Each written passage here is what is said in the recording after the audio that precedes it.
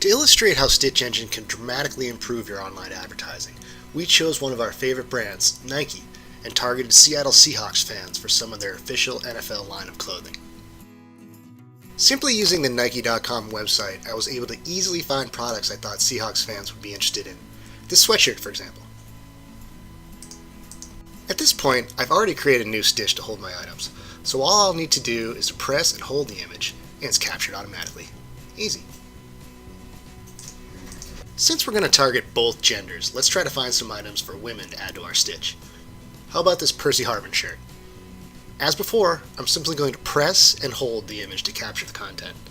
No code to write, no need to get engineering involved. Just press and hold.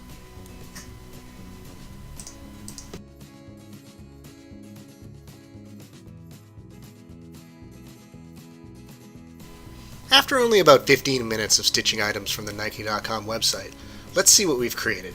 Simply find the View Stitch Page button to review your dynamically created stitch of items. Looks pretty good. We've chosen a nice mix of items across genders and age ranges. When users visit this stitch, they'll see the items laid out exactly how you see them here. Users will have the opportunity to interact with your stitch by randomly changing the layout, as well as share it on their own social media sites. Since I created this stitch, I can further make adjustments by dragging and dropping images into new places. Maybe I want that Percy Harvin shirt to show up higher in the stitch. Again, no coding required. Now that I've created the stitch, I'm going to use the Facebook Advertising Manager to make an ad buy. There's a lot of options to choose from, but for this exercise, I'm going to want to target people in the greater Seattle area. In addition, I'm going to choose an age range and select some interests to further target the customers. For interests, let's add American football.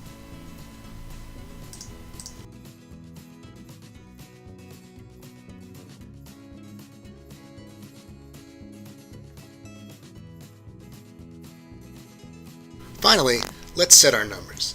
In this example, we're going to spend $10 per day for 2 days, for a grand total of a $20 ad buy.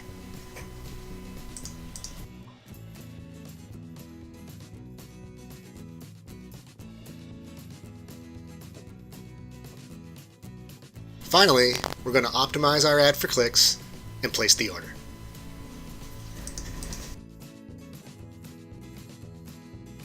After our ad runs for 48 hours, we return to StitchEngine and find the View Stitch Analytics button.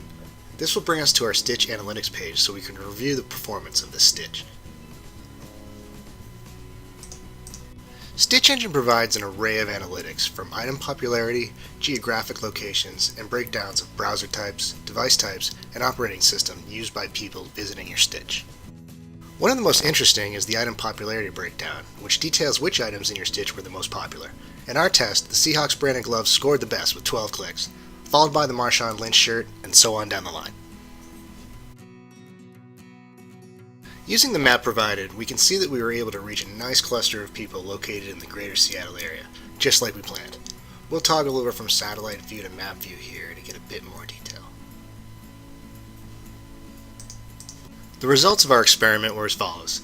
Enhancing our Facebook ad buy with a free stitch and making a $20 ad buy targeting that stitch resulted in 108 clicks to Nike.com from our targeted user base. That's only about 18 cents per click, which by most standards is both remarkably inexpensive and effective. As a point of reference, I used the tool provided by Google AdWords to estimate the cost of a similar ad buy on the Google platform alone, compared to using a combination of Facebook and StitchEngine. Even by dramatically increasing my proposed budget while targeting the same subset of users, Google quoted a cost per click of over $5. Now, I can't honestly say that every ad buy will garner the same vast savings, but these numbers are certainly something to think about. If you'd like to try out StitchEngine for free, visit the URL listed here in either Chrome, Firefox, or Safari and follow the simple instructions.